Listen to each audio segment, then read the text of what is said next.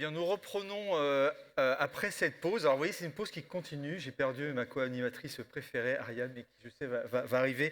On ne voulait pas prendre plus de retard et continuer eh bien, cette 10e édition des grandes tendances de la e-santé avec un sujet qui nous plaît énormément, puisque Arnaud, on se connaît depuis maintenant une quinzaine d'années. Le CES de la e-santé, c'était un peu l'origine des grandes tendances, puisque on dit souvent tout ce qui se passe à Las Vegas reste à Las Vegas. Eh bien, nous, on a dit toutes les innovations e-santé qui sont au CES, eh bien, on va vous les partager. Et c'est comme ça qu'on a lancé il y a 10 ans chez BPI France avec Rosalie Maurice qui doit être avec nous dans la salle aujourd'hui, que je remercie une nouvelle fois. Arnaud, on est ravis que tu sois avec nous puisque tu vas te présenter également ton rôle au sein de KT Innovation. Tu es un des directeurs donc, à San Francisco. Alors je vois que Emmanuel Macron a quand même de la concurrence aussi au niveau des lunettes, hein, on le voit, hein, il n'y a pas que lui qui a forcément fait briller en début d'année avec ses belles lunettes. Tu es d'une part également, et on en est ravis, notre premier chroniqueur dans notre média vidéo L'œil de la e-santé sur eh bien, l'œil sans frontières, puisqu'on a décidé avec notre média vidéo d'aller à la rencontre eh bien, des innovations, des écosystèmes sur l'ensemble de la planète. Et donc, on a commencé avec le CES Las Vegas donc aux États-Unis. On aura également des épisodes en Asie. Tout ça, on va vous en parler en 2026. Donc, sans perdre plus de temps, Arnaud, un grand merci d'avoir couvert le CES pour les grandes tendances de la e-santé. On le voit donc à l'écran. Déjà, est-ce que tu peux te présenter rapidement et puis surtout nous partager deux temps forts, les grandes tendances du CES de Las Vegas, mais aussi la semaine suivante était la JP Morgan Healthcare Week, qui est vraiment le lieu de tous les investisseurs et des acteurs de la biotech, de la health tech, que tu as également couvert. Oui, mais merci beaucoup, merci pour l'invitation. Donc oui, je suis directeur chez KT Innovation, qui est un grand fonds de venture capital, de capital risque français, mais je suis basé à San Francisco, je suis franco-américain et directeur adjoint aussi du CILAB, qui est notre laboratoire d'innovation. La spécificité de KT Innovation, c'est qu'on est soutenu par beaucoup de grands groupes, dont Sanofi par exemple, et donc on crée vraiment des synergies entre les startups dans lesquelles on investit et les grands groupes qui nous soutiennent. Par exemple, on a investi assez tôt dans Hawkin, tech bio française, et les synergies que la startup a eues avec Sanofi a fait que Sanofi est devenu client de Hawkin, et ensuite ils ont aussi investi en direct plus de 100 millions d'euros en direct dans Hawkin, au-delà du fait qu'ils avaient investi via nous dans la startup. Donc voilà, on essaie de faire des ponts du coup entre les continents, de la logique sans frontières, c'est vraiment l'ADN aussi de KT, et aussi entre les grands groupes et les startups. Alors, qu'est-ce que tu as vu, qu'est-ce que tu as retenu du CES de Las Vegas en 2026? Ouais, donc le CES, donc le Consumer Electronics Show, c'est la plus grande conférence tech au monde. Il y a près de 180 000 participants. C'est une foire extraordinaire sur toute la ville. Et historiquement, voilà, moi c'était mon 8e CES en 9 ans, avec une petite pause pendant le Covid.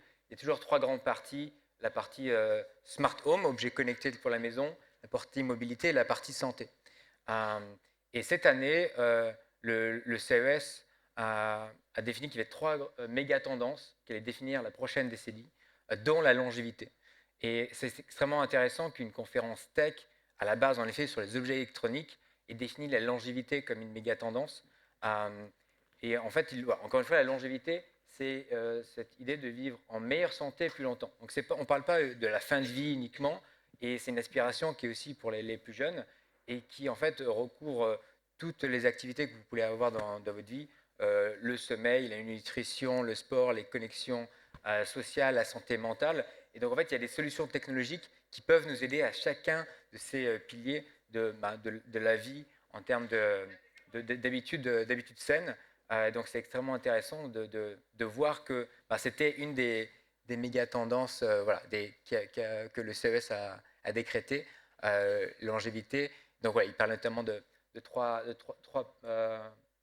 parties au sein de la longévité, le longer living, donc tout ce qui est des GLP-1, on va pouvoir en reparler, mais voilà, tout ce qui est des semaglutides sont maintenant des études cliniques pour un repurposing pour la longévité, tout ce qui va être autour de la médecine de précision, la télémédecine, le healthier living, du coup, ça se voit aussi avec pas mal de solutions auprès des consommateurs. Donc, Vivoo, c'est une startup qui vous permet de faire des tests d'urine directement depuis chez vous. WeThings, une startup française qui a lancé sa station de longévité au CES 2026. La Oura Ring que je porte aussi, et aussi dans une logique de better living, donc, qui inclut aussi tous ces enjeux-là, parce que l'idée en fait de la longévité, c'est pas d'augmenter votre espérance de vie, c'est d'augmenter votre espérance de vie en bonne santé. Et donc notamment d'être en pleine capacité, pleinement fonctionnel, et donc voilà, d'éviter cette perte de fonctionnalité-là aussi grâce aux technologies. Et donc ça va jusqu'à la santé mentale, au bien-être. Donc voilà, c'était hyper intéressant que la première, une des 3 méga tendances en tout cas du CES était autour de cette longévité. Et je vois Stéphanie Lassonnière qui est en train de hocher la tête et confirmer qu'en fait ces innovations ont bien été également présentées dans cette première partie. Donc merci également pour cette cohérence. Alors est-ce qu'on passe maintenant à JP Morgan? Alors juste avant, c'est vrai que ouais, Ah oui. avec l'œil de J'oubliais quand même. l'e-santé, on est allé voir toutes les startups françaises qui étaient au CES, mais même au-delà, toutes les startups autour de la santé connectée. C'est vrai que j'ai identifié 3 sous-tendances. Un, c'est la consumérisation des données de santé. Encore une fois, voilà, les consommateurs ont accès en direct à des données de santé, encore une fois, via les objets connectés comme une bague connectée, mais aussi avec d'autres dispositifs. 2, c'est la sophistication de ces données de santé. Et en fait, si vous prenez l'histoire des objets connectés, d'abord, on a eu notamment Fitbit pour compter les pas, l'Apple Watch pour mesurer votre rythme cardiaque, et de plus en plus, ces données sont sophistiquées, avec notamment la mesure du glucose. Donc Abbott, qui est un grand exposant au CES, a en effet mis en avant son Lingo, qui est donc un glucomètre connecté en permanence pour les personnes non diabétiques, donc vraiment plutôt pour la gestion aussi de sa glycémie, plutôt sur une logique en effet bien-être, productivité, performance. Et 3, en effet, c'est l'hybridation de la santé dans des contextes non médicaux. Et c'est vrai que bien comprendre que la santé n'est plus récluse en fait au cabinet médical ou à l'hôpital, elle va chez vous, elle va du coup dans le restaurant, par exemple aux États-Unis, Sweetgreens, qui est une chaîne de salade bar, a fait un partenariat avec Function Health. Et Function Health, en fait, c'est une startup qui vous propose des tests sanguins. Et donc, en fait, vous pouvez choisir des menus adaptés en fait à vos derniers résultats sanguins. Donc, en fait, la santé rentre dans le restaurant. Il y a une tendance aussi, c'est gym as a clinic. Je ne sais pas si vous allez chez le médecin toutes les semaines, je ne vous le souhaite pas, mais vous êtes censé aller dans la salle de sport toutes les semaines. Et donc, de plus en plus, les salles de sport s'équipent aussi d'équipements plutôt pour la santé, la longévité, au-delà de simplement gagner du muscle. Et donc, si vous êtes des professionnels de santé, faut savoir qu'il y a tous les autres secteurs en fait maintenant qui s'approprient aussi votre sujet. Et donc, c'est peut-être aussi à vous d'aller vers ces autres manières en fait de délivrer de la santé au quotidien. Donc ça, c'était extrêmement intéressant en effet sur le CES. Mais si tu veux qu'on parle la JP Morgan. Avant ça, en effet, mon coup de cœur, c'était une startup qui s'appelle SkinMed. Oui. Donc, ils ont développé un petit dermascope qui se met en effet sur des smartphones classiques. Et c'est intéressant parce qu'ils les mettent à disposition de pharmaciens. Et donc, l'idée, c'est que parfois, en effet, si vous voulez prendre un rendez-vous chez le dermato, en France, ça peut prendre des mois. Et donc, il y a plein de personnes qui simplement ne vont pas se faire diagnostiquer. Et donc là, typiquement, on peut aller chez le pharmacien et en 10 minutes, pour 20 euros, vous pouvez avoir un diagnostic qui est fait avec ce petit dermascope. Et apparemment, il y a près de 6% des personnes qui se font tester qui découvrent du coup une condition sévère de la peau, y compris des cancers de la peau. Encore une fois, il y a une personne sur 5 dans cette salle qui risque de développer un cancer de la peau à terme. Donc là, c'est une bonne démonstration aussi sur cette logique d'hybridation et du fait que le consommateur a beaucoup plus accès maintenant à des données de santé, y compris sur cette imagerie médicale. Alors peut-être 2 choses. Vous pouvez, bien sûr, on a un temps qui est limité. Vous pouvez retrouver donc toutes les interviews que Arnaud a réalisées avec l'œil de l'iSanté sur la plateforme dans la rubrique donc l'œil sans frontières. Et pour information, donc SkinMed, puisque tu as parlé de dermatologie, C'est notamment une thématique que Ariane va développer avec Dominique Ducret cet après-midi sur le Skin and Digital Summit et qui parle en fait des technologies dédiées pour le secteur de la peau et de la dermatologie. Et un petit cocorico forcément pour une boîte française et en plus basé en Nouvelle-Aquitaine, une région qu'on aime bien chez Interaction Healthcare. Voilà, et bon, une dernière startup aussi, c'est Eli Health qui avait déjà été assez en vue l'année dernière et qui est là à lancer des nouvelles mesures d'hormones en quelques minutes depuis chez vous. Et voilà, je pense que c'est les deux types de biomarqueurs qui vont de plus être démocratisés sont les hormones et aussi les ondes cérébrales, donc beaucoup d'appareils sur ces mesures-là. Et puis en effet, juste après le CES à San Francisco, il y a la JP Morgan Health Conference, qui est la conférence en fait sur l'investissement dans la santé la plus importante au monde. Et donc en fait, pendant une semaine, vous avez tous les patrons des pharma et les banquiers d'investissement en santé et les investisseurs en capital risque comme nous et les startups qui se retrouvent.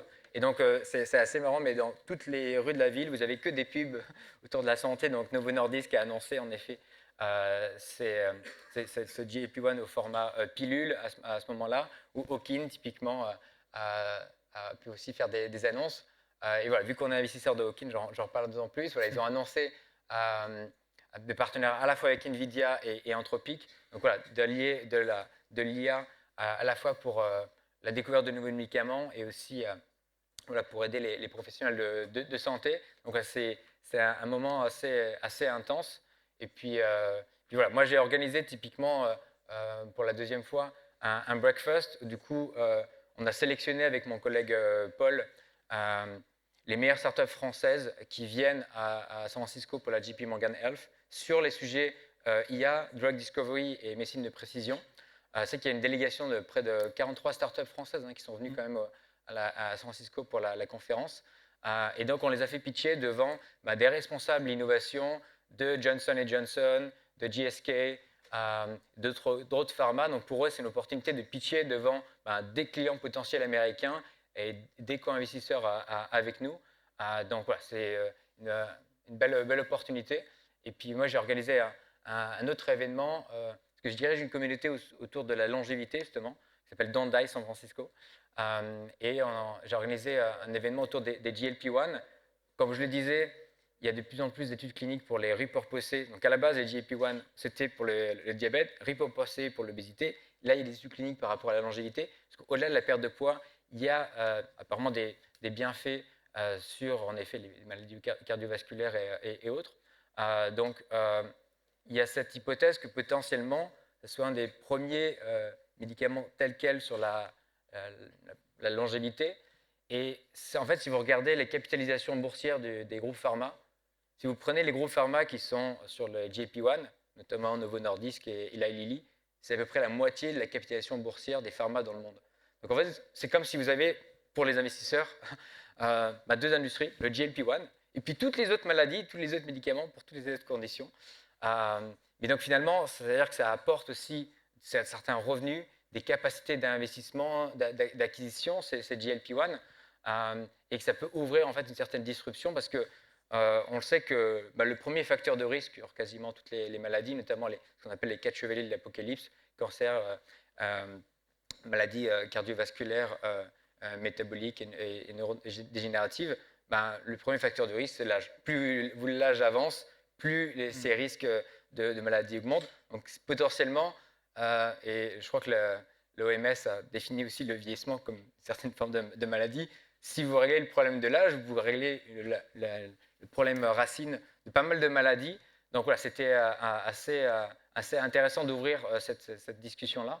Mais voilà, donc, pas mal de conversations avec ce qu'on appelle decision makers, donc des preneurs de décision de gros pharma, de start-up sur le futur de la e-santé. Donc voilà, c'était hyper intéressant. J'en profite pour dire qu'on aura tout à l'heure une table ronde dédiée à cette thématique du vieillissement. Absolument, absolument.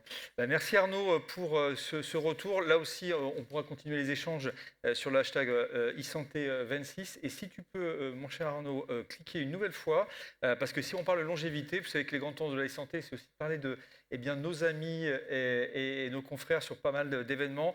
Vous avez notamment la prévention et longévité. Donc, si le 5 février, dans quelques jours, Arnaud, n'est pas reparti pour les États-Unis, tu peux donc venir à cet événement. Et donc je remercie Hicham Tensamani, donc, qui est l'organisateur et le président de cet événement pour la 2e édition, que vous pouvez donc voir le 5 février donc, à la Maison de la Chimie.